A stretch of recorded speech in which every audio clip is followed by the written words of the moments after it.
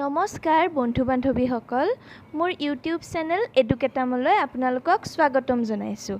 আমি আজি লেংগুৱেজ 1 অসমীয়াৰ হেমবৰুৱা দেৱৰ বিষয়ে আলোচনা কৰিম। আশা কৰোঁ ভিডিঅ'টি আপোনালোকক উপকৃত কৰিব। আহক ভিডিঅ'টি আৰম্ভ কৰোঁ। প্ৰথম প্ৰশ্ন, হেমবৰুৱাৰ জন্ম কেতিয়া হৈছিল? হেমবৰুৱাৰ জন্ম হৈছিল 1915 চনৰ 22 এপ্ৰিল তাৰিখে। হেমবৰুৱাৰ জন্ম ক'ত হৈছিল? হেমবৰুৱাৰ জন্ম হৈছিল তেজপুৰত। তেওঁৰ দেউতাকৰ নাম কি আছিল? তেওঁৰ দেউতাকৰ নাম আছিল বিনন্দীৰাম শৰ্মা বৰুৱা। প্ৰথমতে আছে হেমবৰুৱাৰ জন্ম হৈছিল 1915 চনৰ 22 এপ্ৰিল তাৰিখে।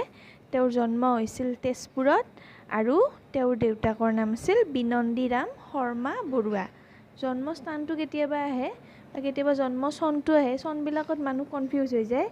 তো আপোনালোকে চনবিলাক ভালকৈ মনত ৰাখিবলৈ চেষ্টা কৰিব। তেওঁৰ জন্ম হৈছিল 1915 চনৰ 22 এপ্ৰিল তাৰিখে তেজপুৰত আৰু তেওঁৰ দেউতাকৰ নাম আছিল বিনন্দীৰাম শৰ্মা বৰুৱা।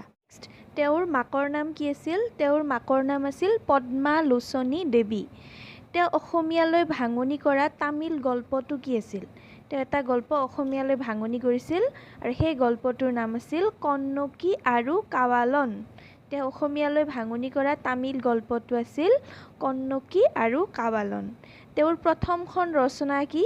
তেওঁৰ প্ৰথমখন ৰচনা হৈছে idealism and romance in modern India. Idealism and romance in modern drama. India নহয়, মডাৰ্ণ ড্ৰামা। তেওঁৰ মাকৰ নাম আছিল পদ্মালোচনী দেৱী। তেওঁ অসমীয়ালৈ ভাঙনি কৰা তামিল গল্পটো আছিল কন্নকী আৰু কাৱালন আৰু তেওঁৰ প্ৰথমখন ৰচনা আছিল idealism and romance in modern drama. তাৰপিছত আছে আবাহন কাকতত প্ৰকাশিত তেওঁৰ প্ৰথম প্ৰবন্ধটো কি? আবাহন কাকতত প্ৰকাশিত তেওঁৰ প্ৰথম প্ৰবন্ধটো হ'ল আধুনিক নাট্য সাহিত্যত ৰিয়েলিজিম আৰু ৰোমান্স। আগতে আমি এইটো ইংলিছত পঢ়িছিলোঁ। এইটোৱে প্ৰথমখন ৰচনা তেওঁৰ যিটো আছিলে এইটো এতিয়া আমি অসমীয়াত লৈছোঁ। আধুনিক নাট্য সাহিত্যত ৰিয়েলিজিম আৰু ৰোমান্স। বিশ্ববিদ্যালয়ত পঢ়ি থাকোঁতে আবাহনত প্ৰকাশিত তেওঁৰ চুটি গল্পটো কি? তেওঁ যেতিয়া বিশ্ববিদ্যালয়ত পঢ়ি আছিল তেতিয়া আবাহন কাকতখনত তেওঁৰ এটি চুটি গল্প প্ৰকাশ পাইছিলে আৰু সেই চুটি গল্পটো আছিলে হিয়াৰ মিলন। তেওঁৰ ভ্ৰমণ কাহিনীসমূহ কি কি? একেবাৰে ইম্পৰ্টেণ্ট হয়। তেওঁৰ ভ্ৰমণ কাহিনীসমূহ হৈছে সাগৰ দেখিছা, বহুত বেছি জনপ্ৰিয় হয় এইটো ভ্ৰমণ কাহিনীটো। সাগৰ দেখিছা, ৰঙা কৰবীৰ ফুল, ইজৰাইল, মেকং নৈ দেখিলোঁ। কেতিয়াবা সুধিব পাৰে মেকং নৈ দেখিলোঁ কাৰ ৰচনা হয়? তো একেবাৰে এইখিনি ইম্পৰ্টেণ্ট হয়। আবাহন কাকতত প্ৰকাশিত তেওঁৰ প্ৰথম প্ৰবন্ধটো হ'ল আধুনিক নাট্য সাহিত্যত ৰিয়েলিজিম আৰু ৰোমান্স। বিশ্ববিদ্যালয়ত পঢ়ি থাকোঁতে আবাহনত প্ৰকাশিত তেওঁৰ চুটি গল্পটো হ'ল হিয়াৰ মিলন আৰু তেওঁৰ ভ্ৰমণ কাহিনীসমূহ হ'ল সাগৰ দেখিছা, ৰঙা কৰবীৰ ফুল, ইজৰাইল, মেকং নৈ দেখিলোঁ। প্ৰায়ে প্ৰশ্ন আহে সাগৰ দেখিছা কাৰ ৰচনা? হেমবৰুৱাৰ হয়। বা মেকং নৈ দেখিলোঁতো প্ৰায়ে আহে।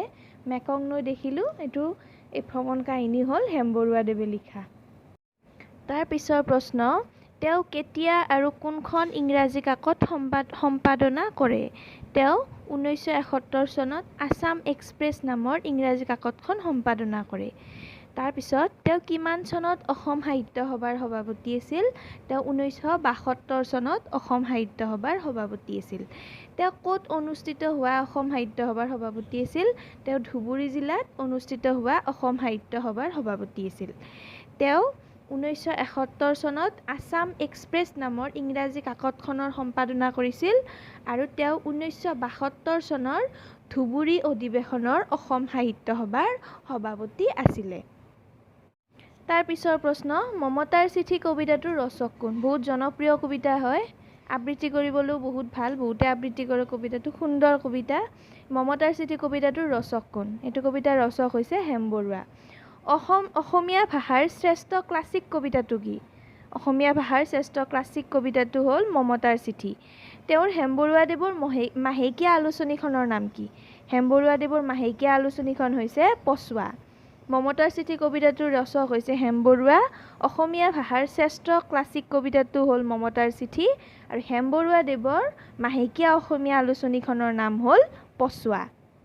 পিছৰ প্ৰশ্ন তেওঁৰ কবিতা সংকলন দুখন কি বা তেওঁৰ কাব্যপুথি দুখন কি তেওঁৰ কাব্যপুথি দুখন হ'ল বালিচন্দা আৰু মনময়ূৰী মমতাৰ চিঠি কবিতাটোত কোনটো ইংৰাজী কবিতাৰ প্ৰভাৱ সুস্পষ্ট মমতাৰ চিঠি কবিতাটোত ইংৰাজী কবিতা এটাৰ প্ৰভাৱ পৰিছে সেই কবিতাটোৰ নামটো সোধা হৈছে ইয়াতে কোনটো কবিতা চীনদেশীয় কবি লি পাৰৰ ৰিভাৰ মাৰ্চেণ্টছ ৱাইফ আ লেটাৰ কবিতাটোৰ প্ৰভাৱ মমতাৰ চিঠি কবিতাটোত পৰিছে নেক্সট প্ৰশ্ন তেওঁ কোনখন কলেজত অধ্যক্ষৰূপে যোগদান কৰিছিল হেমবৰুৱাদেৱে বি বৰুৱা কলেজত অধ্যক্ষৰূপে যোগদান কৰিছিল তেওঁৰ কাব্যপুথি দুখন হৈছে বালিচন্দা আৰু মনময়ূৰী কবিতা পুথি তাৰপিছত মমতাৰ চিঠি কবিতাটোত চীনদেশীয় কবি লি পাৰৰ ৰিভাৰ মাৰ্চেণ্টছ ৱাইফ আ লেটাৰ কবিতাটোৰ প্ৰভাৱ পৰিছে আৰু তেওঁ বি বৰুৱা কলেজত অধ্যক্ষৰূপে যোগদান কৰিছিল প্ৰথমে তেওঁ সহকাৰী শিক্ষক হিচাপে যোগদান কৰিছিল পিছত তেওঁ অধ্যক্ষৰূপে বি বৰুৱা কলেজত যোগদান কৰিছিল তাৰ পিছৰ প্ৰশ্নটো আছে তেওঁৰ মৃত্যু কেতিয়া হৈছিল তেওঁৰ মৃত্যু হৈছিল 1977 চনৰ 9 এপ্ৰিল তাৰিখে 1977 চনৰ 9 এপ্ৰিল তাৰিখে তেওঁৰ মৃত্যু হৈছিল আৰু তেওঁৰ ইংৰাজী সাহিত্যসমূহ কি তেওঁৰ ইংৰাজী সাহিত্যসমূহ হ'ল the red river and the blue hill এইটো বহুত মানে ইম্পৰ্টেণ্ট কুৱেশ্যন হয় the red river and the blue hill কোনে লিখিছিল এইটো আহে হেমবৰুৱাদেৱে আৰু বাকী তেওঁৰ ইংৰাজী সাহিত্যসমূহ আছিল fairs and festivals of Assam modern Assamese poetry the August revolution in Assam Assam literature folk song of India আৰু লক্ষ্মীনাথ বেজবৰুৱা তেওঁৰ ইংৰাজী সাহিত্যসমূহ আকৌ এবাৰ কৈ দিছোঁ মই the red river and the blue hill fairs and festivals of Assam modern Assamese poetry the August revolution in Assam Assamese literature folk songs of India আৰু লক্ষ্মীনাথ বেজবৰুৱা আজিলৈ ভিডিঅ'টো এইখিনিয়ে যদিহে আপোনালোকে ভিডিঅ'টো চাই ভাল পাইছে তেতিয়াহ'লে লাইক কৰিব কমেণ্ট কৰিব শ্বেয়াৰ কৰিব আৰু মোৰ চেনেলটো ছাবস্ক্ৰাইব কৰিবলৈ নাপাহৰিব ধন্যবাদ